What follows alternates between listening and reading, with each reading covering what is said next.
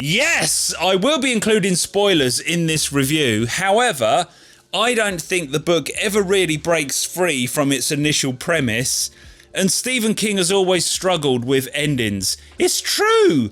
So I doubt anything I say in the next 10 minutes will spoil this book to death. The Long Walk. I think we need a quick history lesson. Written by the King of Horror himself, but originally published under his most famous pseudonym, Richard Bachman, in 1979. That's 5 years after his first published novel, which was Carrie, but this is actually the very first book that he ever wrote. This is where it all began. As the book gained a reputation and started selling some copies, it was eventually rebranded as a Stephen King book. And now it seems to be the darling of the fans. Just mention The Long Walk on our Discord server and people start gushing. It's a genuine cult favourite turned essential Stephen King book. And it only took him 40 years. 50 years? He started writing this in 1966. That's 56 years ago. Fuck. I probably would never have read this book, but cult member Hans sent me this copy. Thank you very much, Hans.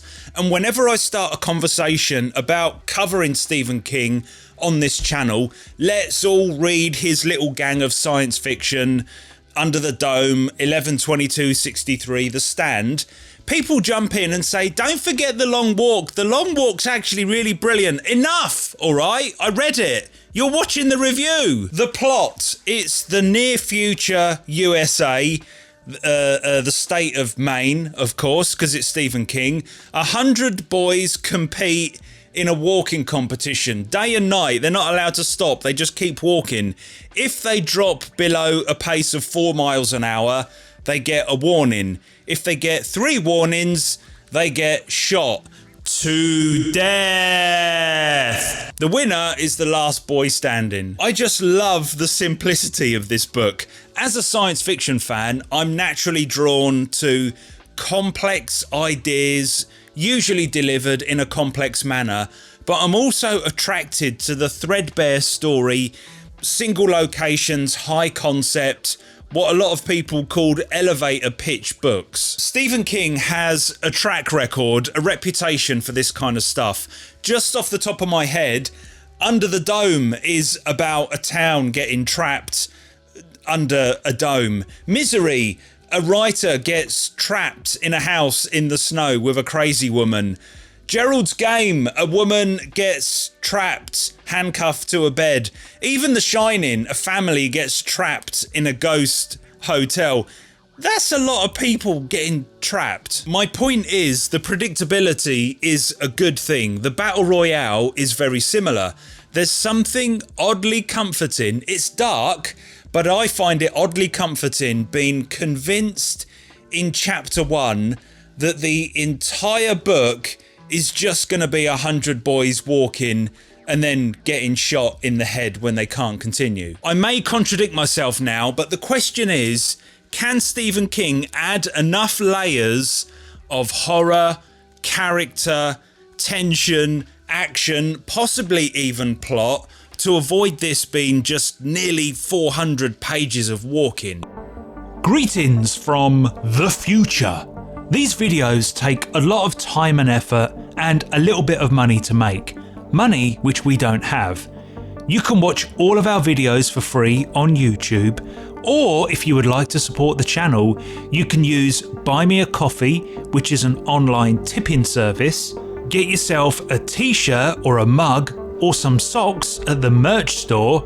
But best of all, we have a Patreon. You'll gain access to our exclusive Discord, home of the world's greatest read-alongs, the podcast Radio Death Cult, and of course, you can tell your friends and family that you've joined a death cult. Links in the description and on our YouTube homepage. Thank you so much.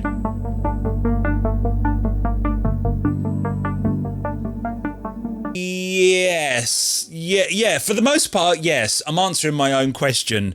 I was never ever bored. Not once did I think, I don't want to read the same thing over and over again, because it is monotonous. But I think that's kind of the point. That's part of the texture of this book, because it's monotonous for the walkers. Let me dissect those layers that I just mentioned. The characters, possibly my least favourite element in the whole book. I'm not saying it was a huge negative. It didn't ruin the experience for me. It was just my least favourite part. They are well drawn and well rounded, and they are injected into the story with skill. I'm just saying that I don't think it was King's priority. I don't think it's a character-driven story. In fact, most of the characters are written as throwaway things, designed to be shot in the face and left on the side of the road. Our protagonist, our viewpoint character, is a boy called Ray Garrity. He's very ordinary, but again, to be fair to King, I think that's on purpose. He can be the kind of boring vanilla centre to the other extremes of this book. We experience the pain and the stress through Garrity. And from memory, which is really important to me when I review a book or think about a book, because books spend so much more time tucked away in our memory long after we've read them than the actual time reading the actual pieces of paper. You know how reading and brains and memories work. The characters are, from memory, caricatures. There's a bastard boy, a sneaky boy, a really friendly boy, and I think more importantly, so that the other characters reflect off him, a boy that you feel really sorry for, because he's a nice guy and he's only competing in the walk so that he can give his wife and child a better life. The perspective meant that I only ever felt a handful of walkers, the guys that were in Garrity's immediate vicinity. But that's kind of realistic, so I don't know if that's a negative or a positive, or it really matters. It never felt like there were 100 boys. I know they get crossed off as we go through the book, but it also felt like there were about 20 characters who I couldn't tell apart from each other. But again, that's how he would see it. So I'm still conflicted with that. And also, Garrity's peril never felt immediate, because he's the main character. I expect him to get to the very end of the book, either win the competition or be right there at the end. It would have been a huge shock and possibly a big positive, because I'm quite sadistic when it comes to reading. I would have loved it if he would have died halfway through and a different character took over, because that's the nature of watching this walk. But spoiler, Garrity gets all the way to the end, and that was kind of predictable. But I said predictability was a good thing. I'm conflicted. The horror and the tension. Now, I think this was King's focus. There's a constant ramping up of descriptions of sore feet and tiredness.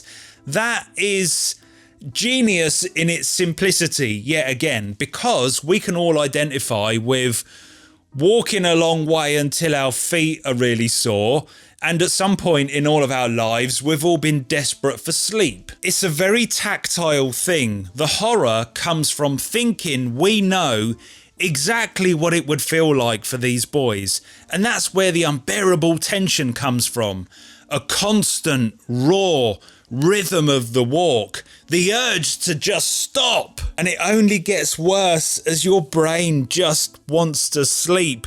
The physical pain becomes mental. There's death all around, but you're jealous of the boys that have been killed for not walking, because at least they're not walking anymore. That's the highlight of this book for me, the way that King handles the pacing of self-inflicted torture. The book very quickly goes to a knife edge, and it balances there for the entire story. I think the idea is that we go on the long walk for nearly 400 pages, and I've got to hand it to him. I felt momentum. What was the other layer that I mentioned? Action. This is what I'm talking about. Again, predictable but essential. The soldiers that patrol the walk will be barking warnings at the kids that can't keep up with the pace, and then eventually they'll get shot. You see it coming, but it has to happen because that's what the walk is. And I kind of loved it. Remember, we're experiencing this story through Garrett's eyes, so sometimes it happens right in front of his face. It's blood and guts, it's bullets penetrating flesh, and it's horrible. And sometimes it's a gunshot in the distance. It's a different kind of horror. And King knows that when we read that, we're thinking, oh, was that one of the characters that we know?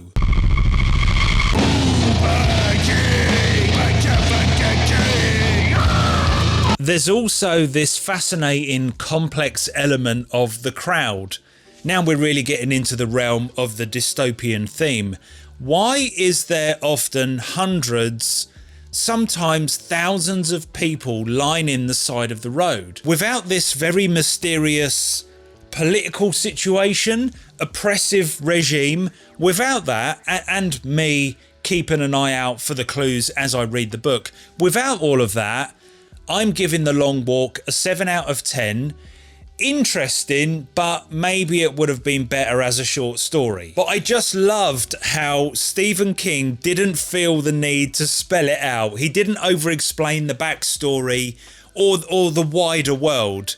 And that means I'm still thinking about this book long after I finished it 3 weeks ago. Without doing any research or reading any other reviews, this is just my take on it.